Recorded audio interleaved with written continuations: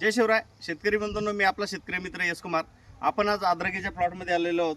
तर तुम्ही बघू शकता या ठिकाणी आपण हा अद्रकीचा प्लॉट सुरुवातीपासून डेव्हलप केलेला आहे.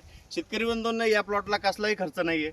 सुरुवातीला सॉईल ॲप्लिकेशन खतं दिल्यानंतर आपण याला फक्त ट्रायकोसोडो आणि पॅसिलोमॅसिन मेटारायझम याची ड्रिंचिंग दिली. शेतकरी बंधूंनो, जर तुम्ही अद्रक करत असेल तर अद्रक करत असताना सर्वप्रथम अद्रकीमध्ये ज्यावेळेस आपल्याला सततधार 4-5 दिवस पाऊस लागल्यानंतर आपल्याला अद्रकीच्या शेतामध्ये स्पॉट दिसतात.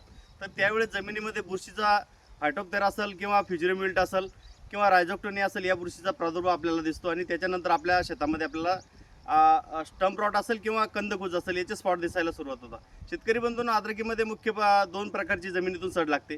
एक असेल स्टंप रॉट आणि दुसरा असेल कंदकुज. तर या शेतामध्ये तुम्ही पाहू शकता, आपण कोणत्याही ट्रीटमेंट ही जर प्रिव्हेंटिव्ह केली तर आपल्याला चांगल्या प्रकारे रिझल्ट भेटेल. या प्लॉटला तुम्ही स्टंपसुद्धा चांगल्या प्रमाणात निघलेले, कारण की का तर आपण ज्या बॅक्टेरिया द्यायचो त्यामध्ये आपण मायक्रोचा सुद्धा द्यायचो आणि NPKच्या बॅक्टेरिया सुद्धा द्यायचो. या ठिकाणी तुम्ही जमिनीवरती सुद्धा बघू शकता की ज्या पांढऱ्या मुळांची भरपूर प्रमाणात वाढ झालेली आहे. शेतकरी बंधूंनो, या प्लॉटचा एकंदरीत याच्यात एकही स्पॉट तुम्हाला दिसणार नाही, कारण की का तर आपण याला पूर्ण जैविक जे बुरशीनाशक कीटकनाशक असेल त्याची सुरुवातीपासून वेगळं नियोजन करून आपण आळवणी केल्यामुळे तुम्हाला यामध्ये कुठल्याही प्रकारचा स्पॉट दिसणार नाही. शेतकरी बंधूंनो, रासायनिक कीटकनाशक बुरशीनाशक जमिनीतून सोडण्याऐवजी तुम्ही जैविक कीटकनाशकांचा बुरशीनाशकांचा आवश्यक वापर करा. 100% तुम्हाला रिझल्टही चांगला भेटेल आणि जमिनीचा पोतसुद्धा टिकून राहील आणि वर्षानुवर्षे तुम्हाला त्या शेतामध्ये ते पीक घेण्याला कसलीही अडचण येणार नाही. तर शेतकरी बंधूंनो, तुम्हाला अधिक